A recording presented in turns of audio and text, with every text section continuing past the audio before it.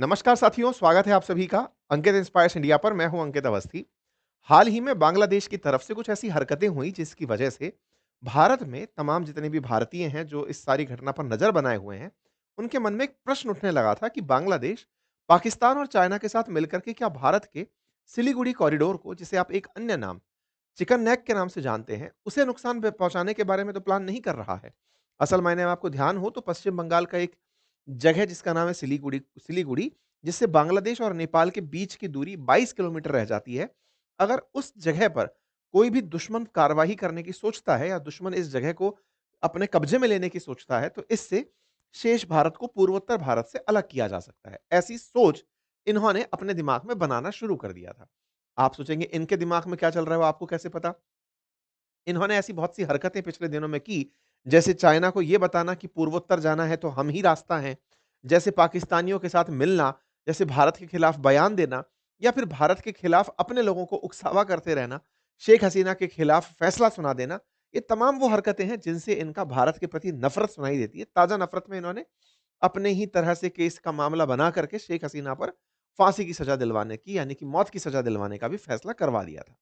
खैर, फिलहाल का टारगेट ये नहीं है। टारगेट ये है कि जब सिलीगुड़ी कॉरिडोर आप और हम इतना सुन रहे हैं, तो क्या भारत सरकार उस कॉरिडोर की सुरक्षा के लिए कुछ करती है? यहाँ पर एक सुर्खी है। सुर्खी ये है कि भारत ने पूरा उसे किला बना दिया है, फोर्ट बना दिया है, सुरक्षा से उसको पूरी तरह से लद दिया है। India fortifies Siliguri corridor with new military bases. आप यहां पर देखते हैं, as Bangladesh tilt toward China Pakistan axis, India signature signals strategic shift. Bharat ने कुछ यहां पर ऐसा किया है जिसके चलते हम अब इस जगह को लेकर आश्वस्त रह सकते हैं। मैं फिर भी थोड़ा सा आपको यहां का सामरिक महत्व समझा देता हूं और फिर यहां से आगे भारत ने क्या केवल डिफेंसिव नीति अपनाई है या कोई एग्रेसिव नीति भी अपना ली है, उसका भी जिक्र करेंगे। साथियों, भारत और पूर्वोत्तर भारत के बीच में, यानी कि अगर आपको सेवन सिस्टर्स की तरफ जाना है, तो यहाँ पर एक जगह है जिसका नाम है सिलीगुड़ी। ये सिलीगुड़ी बांग्लादेश और नेपाल के बीच में लगभग 22 किलोमीटर का एक पैच है। ये जगह काफ़ी ज़्यादा स्ट्रैटेजिक है, यानी कि अगर इस जगह पर कोई व्यवधान आता है, तो हम ये मानते हैं कि इस जगह से बाकी जो हमारी कनेक्टिविटी है, वो बाधित हो सकती है।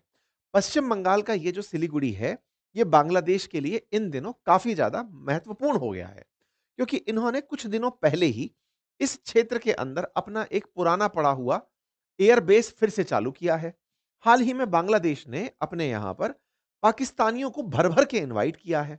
जिन पाकिस्तानियों से इनकी बिल्कुल नहीं बनती थी, उन पाकिस्तानियों ने आजकल बांग्लादेश में अपना बोरिया बिस्तर जमा रखा है।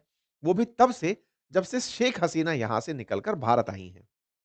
शेख हसीना, जिनके पिताजी ने बांग्लादेश बनाया था, उनको बांग्लादेशियों ने निकालकर अपने कब्जे में पुराने पाकिस्तान को वापस लाने का प्रयास किया है।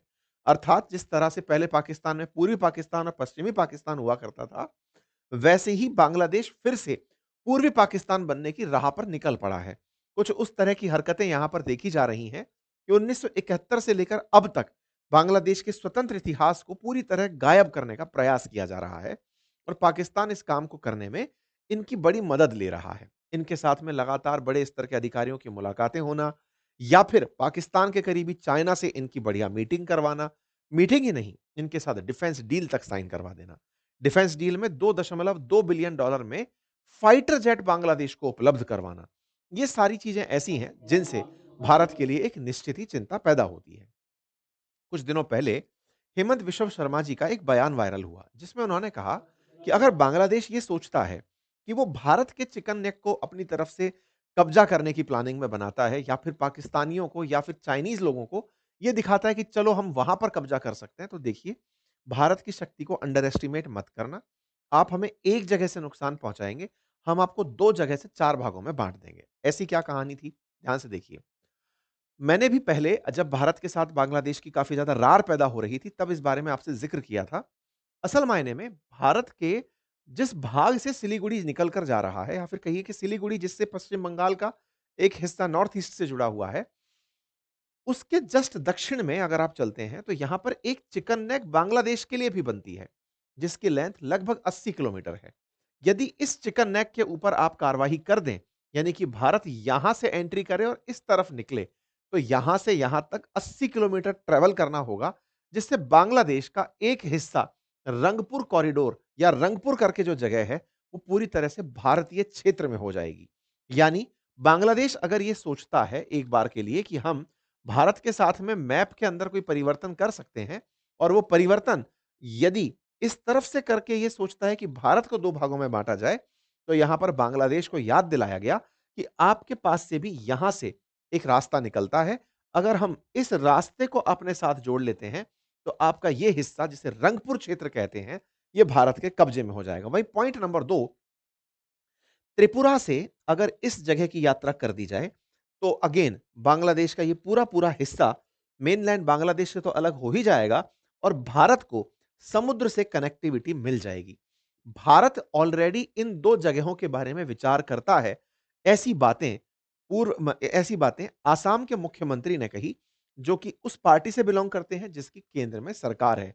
तो ऐसे में भारत के अंदर इस तरह का विमर्श होना और उस विमर्श के बीच में ये बात होना कि अगर बांग्लादेश ऐसा कुछ सोचता है, तो हमने उसके खिलाफ क्या सोच रखा है, वो पब्लिक में आ गया। खैर, इन्होंने उसके बावजूद भी अपनी तैयारियां बंद नहीं की। कौन सी तैयारियां? हाल ही में खबर बाहर निकल कर आती है कि बांग्लादेश 2.2 बिलियन डॉलर में चाइना से जे-10 नाम का फाइटर जेट परचेज कर रहा है। ये जे-10 फाइटर जेट कैसे चर्चा में आए, उसकी एक बड़ी इंटरेस्टिंग कहानी है।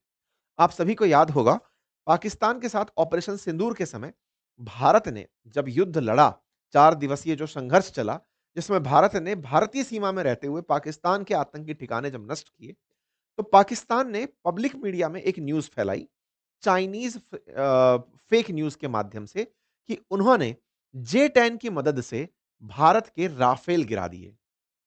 इस खबर को चाइनीज़ चाइनीज़ लोगों ने मिस इन्फॉर्मेशन की तरह से यूज़ किया। आपको याद होगा, ये बात खुद अमेरिका की रिपोर्ट में भी निकल कर आई कि चाइना ने मिस इन्फॉर्मेशन को किस तरह से इस्तेमाल किया है। किस तरह से फेक खबरें फैलाकर राफेल के खिलाफ मैंने कुछ दिन पहले एक सेशन भी किया था। हो सकता है आपने वो सेशन एक बार देखा हो। ऐसे में बांग्लादेश भी इस बात से कन्विंस हो गया, जो पाकिस्तान ने फैलाई थी। क्या? कि जे-10 से राफेल मार गिराया जा सकता है। जे-10 fighter jet Chinese fighter jet है, जो कि पाकिस्तान को दिया हुआ है।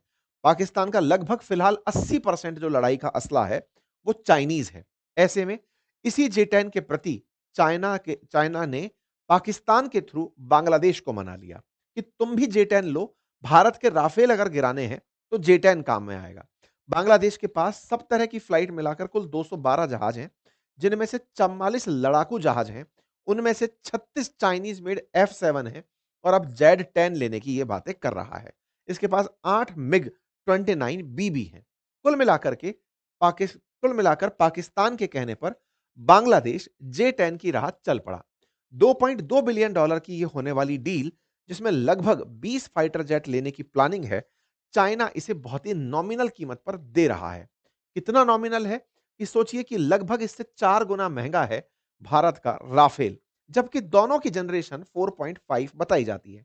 ऐसे तो तेजस भी 4.5 जनरेशन का है, लेकिन राफेल अपनी इन एक्सेसिबल जो सुविधाएँ हैं, जिनके अंदर युद्ध करने की बहुत ही जबरदस्त कुशलता हो, उनके हिसाब से ज़्यादा चर्चित रहता है। एनीवे, बांग्लादेश इन्हें लेने के लिए अगर तैयार हुआ है, तो ये बड़ा कॉमन सी बात है कि बांग्लादेश को फाइटर जेट की ज़रूरत किस देश के लिए होगी। विचार करने की बात है कि बांग्लादेश सब तरफ से केवल भारत से ही सीमा बनाता है। बांग्लादेश बंगाल की खाड़ी में है, वहाँ भी भारत की सीमाएँ ही हैं, यानी कि उसका पानी भी भारत के साथ डिस्कस होता है। हद मार के बांग्लादेश की म्यांमार के साथ सीमाएँ जुड़ी हुई हैं, जिसके साथ इसे युद्ध नहीं लड़ना होगा, क्योंकि वहाँ पहले ही सैन्य तानाशाही है।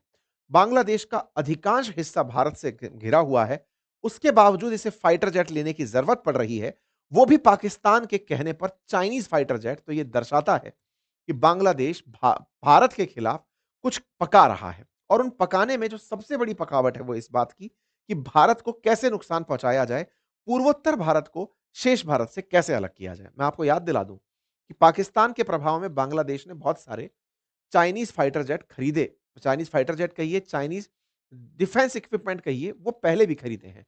पाकिस्तान के साथ में जो फिलहाल माहौल है, वो बांग्लादेश के साथ डायरेक्ट करके हो रहा है। लेकिन पाकिस्तान चाइना की जो केमिस्ट्री है, वो बांग्लादेश और चाइना के अंदर डेवलप होने का प्रयास लंबे समय से चल रहा है।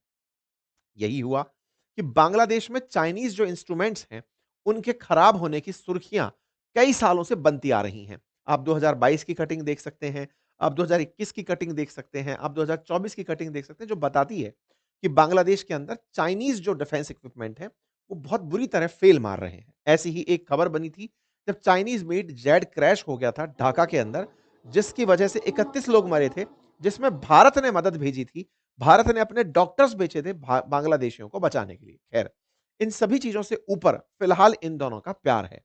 ये दोनों एक-दूसरे से पुराने बिछड़े हुए दोस्तों की तरह मिल रहे हैं और ऐसे में इनकी तरफ से पूरी तरह के डिफेंस ऑफिशियल्स आ कर के बांग्लादेश में मुलाकातें कर रहे हैं। ये अपनी तरफ से विज़न बताते हैं कि बांग्लादेश को ये कैसे सोचते हैं। चूँकि इस विज़न में भारत के टुकड़े होना प्रस्तावित है, ऐसे में इनके बीच की केमिस्ट्री भारत के लिए भी चिंता बनाती है। यही कारण है कि भारत ने अपने चिकन नेक को बहुत मजबूती से सुरक्षित करने का प्लान बनाया। इस बीच में पाकिस्तान, बांग्लादेश ने डायरेक्ट फ्लाइट के कमिटमेंट्स कर लिए। भारत ने इस पूरी जगह को बहुत अच्छे से कवर करने के लिए इस पूरे क्षेत्र में, फिर चाहे आसाम हो, फिर चाहे पश्चिम बंगाल हो, इस पूरे क्षेत्र में हमने अपनी राफेल फाइटर जेट्स की प्रेज़ेंस, एस-400 की प्रेज़ेंस और अब पैदल सैनिकों के भी यहाँ पर प्रॉपर जगह बना दी गई हैं। ये खबरें जैसे-जैसे बाहर आई, जैसे 16 नवंबर को बाहर निकल कर आता है कि भारत ने ईस्टर्न डिफेंस को मजबूत करने के लिए 3 नए गैरिसन बनाए। भारत ने फोर्टिफाई किया है सिलीगुड़ी कॉरिडोर को, ये ताज़ा खबर निकल कर आई। पता चलता है कि भारत के द्वारा 3 बेसिक जगह पर जो मूलभूत सुविधाएँ हैं, वो विकसित की गई हैं, जिसमें से लाचित बोरफुकम मिलिट्री स्टेशन स्थापित किया जा रहा है, आसाम के धुबरी में, बिहार के किशनगंज और पश्चिम बंगाल के चोपड़ा में फॉरवर्ड बेस बनाए जा रहे हैं। अगर ये बांग्लादेश का मैप है, तो यहाँ पर किशनगढ़ गैरिसन और चोपड़ा गैरिसन और इधर की तरफ धुबरी गैरिसन बनाया जा रहा है। ये गैरिसन की खबर पुरानी है, लेकिन इन खबर पुरानी से मतलब कुछ दिनों पहले ही हमने आपसे डिस्कस की थी। लेकिन अब इन्हें बेस के रूप में विकसित करने की बात निकल कर आ रही है। इसके साथ-साथ ही भारत ने पूर्वी सीमा पर अपने राफेल लड़ाकू, ब्रह्मोस मिसाइलें और एस-400 अत्याधुनिक डिफेंस सिस्टम के साथ तैनात कर दिया है। इसका मतलब भारत भी बांग्लादेश में हो रहे तमाम प्रकार के उतार-चढ़ावों से पूरी तरह से अवगत होते हुए उनसे निपटने की तैयारी शुरू कर दिया है। तो क्या हम ये मान सकते हैं कि अगली लड़ाई हमारी पाकिस्तान से नहीं, पाकिस्तान के कहने पर बांग्लादेश से होगी? देखो, जहाँ तक मेरा अनुभव कहता है कि बांग्लादेश कभी भी भारत के साथ डायरेक्ट युद्ध में शामिल नहीं होगा। डायरेक्ट युद्ध में शामिल नहीं होगा, उसकी बहुत सी वजह हैं, जिसमें उसका ये खुद से जानना कि वो इतने सारे सेंटर्स के थ्रू या इतनी सारी सीमाओं के थ्रू भारत से घिरा हुआ है कि वो भारत के खिलाफ नहीं लड़ पाएगा। लेकिन हाँ, वो प्रॉक्सी वॉर छेड़ सकता है। प्रॉक्सी वॉर का मतलब है कि कुछ इस तरह के छद्म युद्ध, जैसे हाल ही में दिल्ली में हुआ एक आतंकी हमला, जो कि पाकिस्तान के द्वारा प्रायोजित था और भारत में हुआ। ऐसे ही 2026 में पश्चिम बंगाल और आसाम में इलेक्शंस हैं। ऐसे में इलेक्शन के समय उन पर्टिकुलर बॉर्डर स्टेट्स में जो बांग्लादेश के साथ में सीमा साझा करते हैं, वहाँ पर अशांति फैलाकर भारत के अंदर दंगे भड़काए जा सकते हैं। कुछ इस तरह के प्रयास बांग्लादेश कर सकता है। इस तरह के प्रयासों में पाकिस्तान पहले ही महारत रखता है और ऐसा करने में उन्हें एक मोटिवेशन भी मिलता है और मोटिवेशन ये है कि भारत ने जब से एसआईआर शुरू किया है, यानी कि जब अपने इलेक्शन के लिए जो मतदाता सूची तैयार हो रही है, उनको गहन तरीके से तैयार किया जा रहा है, तब से बड़ी मात्रा में बांग्लादेशी भारत से वापस बांग्लादेश लौट रहे हैं।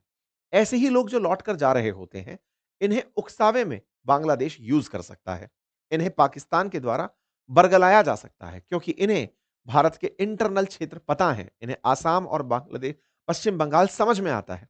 तो भारत के लिए एसआईआर के समय जो बांग्लादेशी जा रहे हैं, ये बांग्लादेश और पाकिस्तान के लिए ईज़ी फूड हैं, भारत को नुकसान पहुँचाने के लिए। खैर, भारत ने अपनी तरफ से सिलीगुड़ी कॉरिडोर के अंदर जो तैयारियाँ की हैं, ये दर्शाती हैं कि अब हम डिफेंसिव नहीं, एग्रेसिव होकर काम करना चाहते हैं और ये एग्रेसिव वाली बातें फिलहाल राजनाथ सिंह जी के बयान से भी समझ में आती हैं, जब वो इस बात को बोलते हैं कि हम कैसा अपने पड़ोसियों के साथ फ़ील कर रहे हैं। कुल जमा अर्थ ये है कि भारत किसी भी देश के साथ अब डिफेंसिव मोड में नहीं रहना चाहिए। ये बात हमने ऑपरेशन सिंदूर के दौरान भी सिद्ध की थी और अब उन बयानों से भी समझ में आती है, जिस तरह से सिलीगुड़ी कॉरिडोर की तर्ज पर चिकन नेक्स जो हैं, वो बांग्लादेश के अंदर तलाशा जाना शुरू हो गया है। हम तो बहुत लंबे समय से ये डिमांड करते ही हैं कि भारत को बांग्लादेश के अंदर होकर के एक रास्ता नॉर्थ ईस्ट को बंगाल की खाड़ी से कनेक्ट करने का बना ही लेना चाहिए। जो भी होगा, अपने हितों की रक्षा करना हर देश की ज़रूरत है। जिस तरह से रशिया ने यूक्रेन से क्रीमिया ले लिया, भारत भी बांग्लादेश के साथ सीधा-सीधा उस पर्टिकुलर क्षेत्र को नॉर्थ ईस्ट को बंगाल की खाड़ी से जोड़कर अपनी पावर की सिद्धता और भविष्य में यहां से कोई भी आंच ना आए, उस मामले को पूरा तरह से सेटल कर दिया जाना चाहिए। समस्त भारतीय यही चाहते हैं कि बांग्लादेश का स्कोर सेटल हो, ताकि दुश्मनों के बीच संदेश जाए कि हम लोग केवल और केवल सुनने के लिए नहीं बने हैं। बाकी आप लोग इस विषय पर क्या सोचते हैं? अपनी राय ज़रूर रखें। अगर आप हमारे साथ जुड़ कर के हमारे एप्लीकेशंस, अपनी पाठशाला और बातें बाज़ार की के माध्यम से पढ़ना चाहते हैं, जैसे बांग्लादे बा बा बातें बाज़ार की पर हमारे द्वारा फंडामेंटल ऑफ स्टॉक मार्केट और म्यूचुअल फंड के कोर्सेज़ हैं। आप उन्हें देख सकते हैं, पूरी 1 साल की वैधता के साथ वो उपलब्ध हैं। बहुत-बहुत धन्यवाद।